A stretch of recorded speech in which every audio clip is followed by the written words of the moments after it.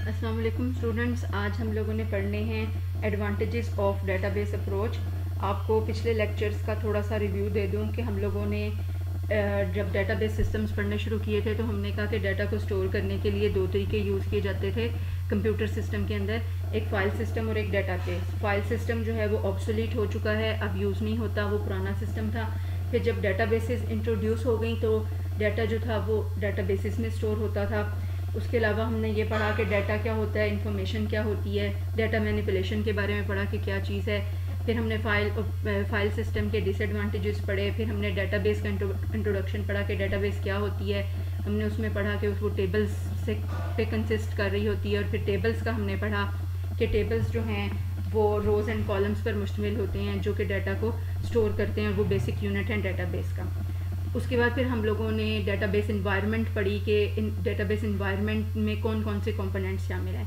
तो आज हमने पढ़ना है कि डेटाबेस जब हम यूज़ कर रहे हैं तो उसके एडवांटेजेस क्या क्या हैं। लेकिन सबसे पहले तो हमारे पास जो एडवांटेज आ रहा है रिडंडेंसी कंट्रोल। जब हम लोगों ने फाइल सिस्टम के डिसएडवांटेजेस पढ़े थे तो हमने उसमें कहा था कि रिडंडेंसी आ रही होती है डाटा के अंदर या रिकॉर्ड्स के अंदर, के सेम डाटा बार बार फाइल के अंदर सेव हो रहा होता है और फाइल या वो जो फाइल सिस्टम है वो उसको बार बार सेव होने देता है। ठीक है, ये रिडंडेंसी है, डुप्लीकेशन ऑफ डाटा है। और ये भी था कि सेम डाटा मुख्तलिफ फाइल्स के अंदर भी रिपीट हो रहा होता है। लेकिन डाटाबेस अप्रोच में जो डाटा है वो सिर्फ एक ही मरतबा अपीयर होगा और वो डुप्लीकेट नहीं होगा। एक ही टेबल में डाटा आएगा, बार बार रिपीट नहीं होगा। फॉर एग्जांपल, हमारे पास अगर एक स्टूडेंट का डाटा है जो कि कॉलेज की डाटाबेस में हम स्टोर कर रहे हैं, तो स्टूडेंट का डाटा सिर्फ एक ही टेबल में स्टोर होगा।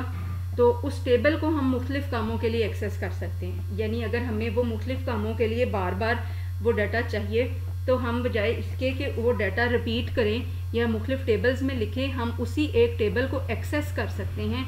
यानी वो टेबल यूज़ कर सकते हैं या उस टेबल के डाटा को यूज़ कर सकते हैं, लेकिन डाटा एक ही टेबल में स्टोर होगा।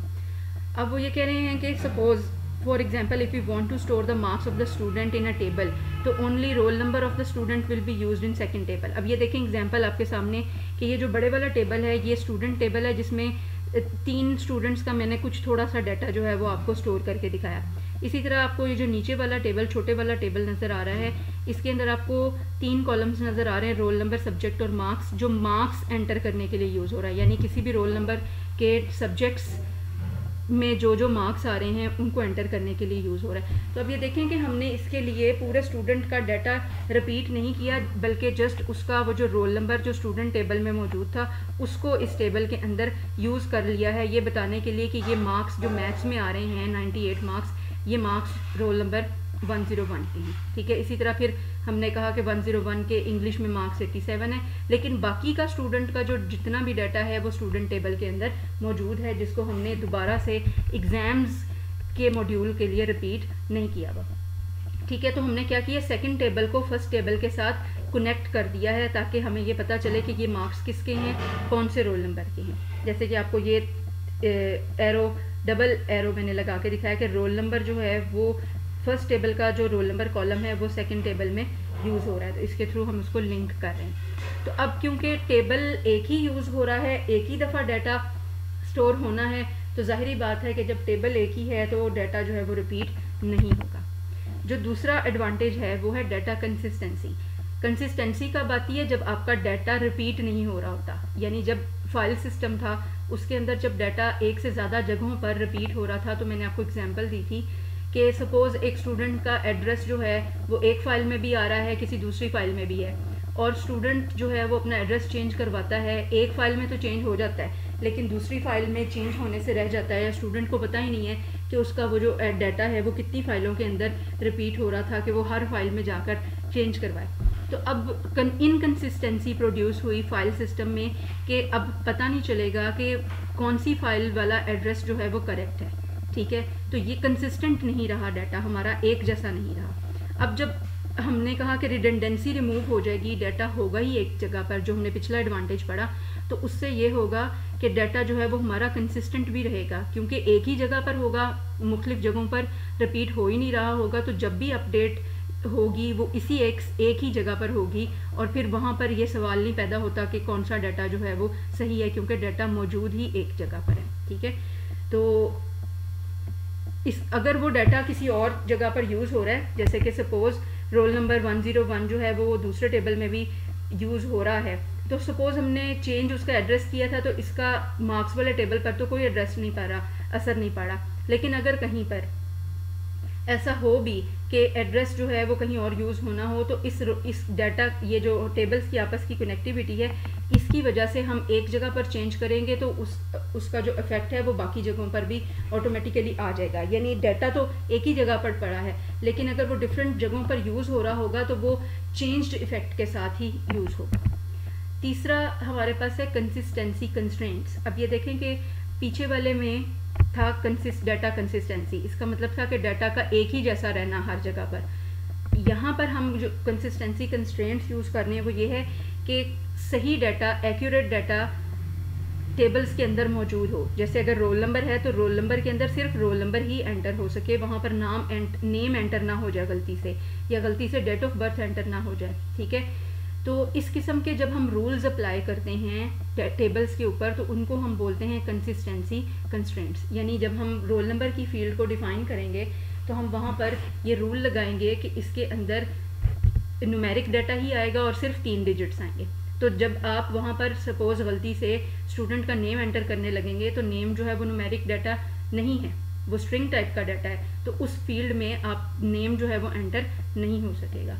तो ये कंसिस्टेंसी कंस्ट्रेंट्स भी हम सिर्फ डेटाबेस मैनेजमेंट सिस्टम्स की मदद से ही अप्लाई कर सकते हैं। फाइल सिस्टम ने हमें ये जो फैसिलिटी है ये प्रोवाइड नहीं की थी। ठीक है, या हम लोगों ने कोई स्पेसिफिक रेंज बतानी हो कि रोल नंबर जो है वो 101 से लेकर 200 तक ही होंगे, या हम ये क्लास वाइज वहाँ पर कंस्ट्रेंट डिफाइन कर दें कि अगर ये सपोज एक एफए की क्लास का स्टूडेंट्स हैं, एफए की क्लास है, तो हम वहाँ पर ये कंस्ट्रेंट डिफाइन कर दें कि इस टेबल में सिर्फ 101 से लेकर 200 तक ही रोल नंबर्स आएंगे जो अगर क्लास एफए है। तो ये इस किस्म की जो कंडीशंस या रूल्स जब हम अप्लाई करते हैं डाटा के ऊपर तो वो सिर्फ और सिर्फ डेटाबेस सिस्टम्स के अंदर ही अप्लाई कर सकते हैं। चौथा एडवांटेज है डाटा की एटॉमिसिटी। एटॉमिसिटी का मतलब है कि अगर आपका डाटा जो है वो चेंज या कोई ट्रांजैक्शन होने में अगर 1, 2, 3 स्टेप्स लग रहे हैं तो या तो तमाम के तमाम स्टेप्स इकट्ठे परफॉर्म हो जाएं, या फिर अगर आधे स्टेप्स परफॉर्म हुए थे और बाकी की किसी वजह से, किसी प्रॉब्लम की वजह से परफॉर्म नहीं हो सके तो वो पूरी की पूरी ट्रांजैक्शन जो है वो रोल बैक कर दी जाए। अब ये देखें ज़रा कि a collection of all steps to complete a process is known as transaction, कि एक प्रोसेस को हमने कंप्लीट करना है डाटाबेस के अंदर, तो उसमें जितने भी स्टेप्स इन्वॉल्व हो रहे हैं उनको हम क्या बोल रहे हैं, ट्रांजैक्शन। तो डाटा एटॉमिसिटी का मतलब है कि या तो जो ट्रांजैक्शन है वो पूरी की पूरी होगी या फिर वो नहीं होगी। ठीक है, या तो वो पूरी की पूरी एग्जीक्यूट होगी या फिर वो ट्रांजैक्शन एग्जीक्यूट नहीं होगी। यानी हाफ स्टेप्स या चंद स्टेप्स के बाद हम कहें कि जी उतने स्टेप्स को सेव कर दें और बाकी जो है वो नहीं हो पाए, तो ऐसा नहीं होगा। तो एटॉमिसिटी का यही मतलब है कि या तो ट्रांजैक्शन पूरी की पूरी टेक प्लेस हो या फिर बिल्कुल भी वो ट्रांजैक्शन टेक प्लेस ना हो सके। तो इससे क्या होता है कि डाटा की कंसिस्टेंसी और करेक्टनेस जो है वो कायम रहती है। ठीक है, जैसे मिसाल के तौर पर 2 अकाउंट्स हैं हमारे पास, अकाउंट नंबर ए और अकाउंट नंबर बी। हमने अकाउंट ए में से कुछ पैसे निकाले हैं और उनको हमने अकाउंट नंबर बी में ट्रांसफ़र करना है। तो सपोज़ हमारा पहला स्टेप हो गया था जो था कि अकाउंट ए में से पैसे डिडक्ट कर लें। ठीक है, ये स्टेप कंप्लीट हुआ तो क्या हुआ, कंप्यूटर सिस्टम जो है वो फेल हो गया। अब इसका मतलब क्या हुआ कि ए में से पैसे डिडक्ट तो हो गए हैं लेकिन आगे वो अकाउंट बी में या किसी भी और अकाउंट में ट्रांसफ़र नहीं हो सके। तो इससे क्या होगा कि हमारी ये जो ट्रांजैक्शन थी कि अकाउंट ए से पैसे निकालने और दूसरे स्टेप में था कि अकाउंट बी के अंदर जाएंगे, ये ट्रांजैक्शन जो है वो कम्प्लीटली प्रोसेस नहीं हो सकी। लिहाजा हम इस पूरी ट्रांजैक्शन को रोल बैक कर देंगे, यानी जो अकाउंट ए में से पैसे डिडक्ट होने वाला स्टेप है उसे भी हम रिवर्स कर देंगे। तो इस तरह से जो हमारी इनकंसिस्टेंसी आनी थी डाटा में, हम उस प्रॉब्लम से बच जाएंगे। अगला जो एडवांटेज है वो है डाटा सिक्योरिटी। डाटा सिक्योरिटी का मतलब है कि जो हमने डाटाबेस के अंदर डाटा डाला हुआ है उसको हर शख्स जो है वो ऑथोराइज नहीं है एक्सेस करने के लिए। हम उस पर सिक्योरिटी लगा सकते हैं पासवर्ड्स के थ्रू या राइट्स के थ्रू। जैसे मैं आपको एग्जांपल देती हूँ कि कॉलेज का जैसे कि डाटा है और हमारा जो कॉलेज क्लर्क है वो स्टूडेंट्स के एडमिशन के टाइम पर स्टूडेंट्स का डाटा जो है वो डाटाबेस में एंटर करता है, तो उसके पास सिर्फ इतने राइट्स हैं या उसके पास सिर्फ इतना आप कह लें कि हकूक़ हैं कि हम वो सिर्फ डाटा एंटर कर सकता है, ठीक है, या डाटा को दोबारा खोल के देख सकता है, ना तो वो डाटा को अपडेट कर सकेगा और ना ही वो डाटा को डिलीट कर सकेगा, ठीक। तो हम फिर क्या करते हैं कि एक तो ये होता है कि हमने हर यूज़र के लॉगिन्स बनाए हुए हैं, यानी हर यूज़र को उनका अपना अपना यूज़र नेम और पासवर्ड दिया हुआ है ताकि मुख्तलिफ यूज़र जो हैं वो सिर्फ अपना अपना डाटा ही एक्सेस कर सकें, दूसरों का डाटा के अंदर वो इंटरफेरेंस या दूसरों का डाटा को एक्सेस ना कर सकें।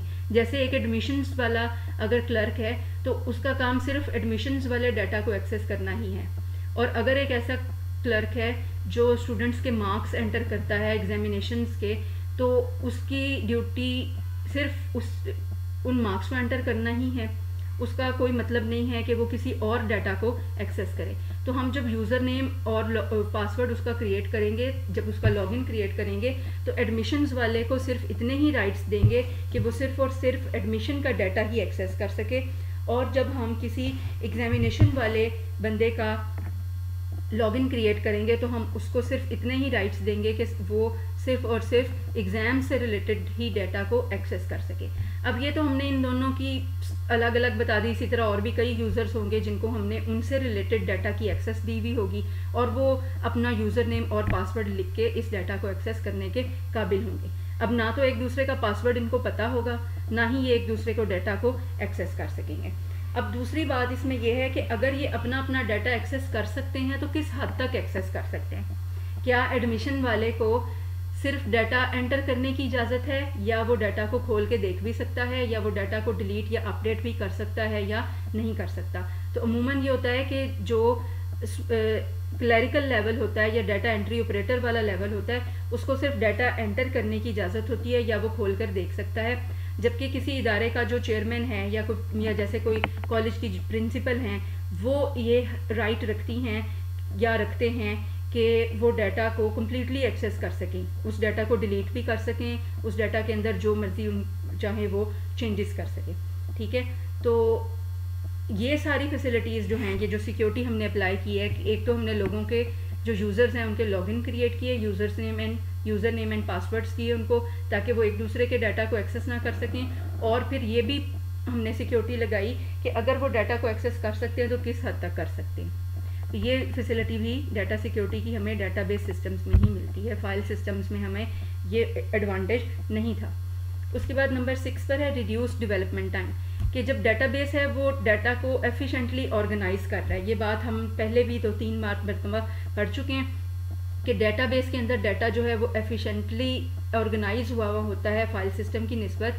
तो इससे क्या होता है कि डाटा जो है वो जब प्रोग्राम की तरफ से डाटा जा रहा है डाटाबेस की तरफ तो इजी एंड फास्टर वे में जा रहा है और प्रोग्राम्स को डेवलप करना हमारे लिए ईजियर एंड फास्टर हो जाता है। इसके अलावा डाटाबेस मैनेजमेंट सिस्टम्स के अंदर हमारे पास कुछ ऐसे टूल्स या ऐसी फैसिलिटीज़ हैं कि हम वो हमें हेल्प कर रहे हैं प्रोग्राम डेवलपमेंट में।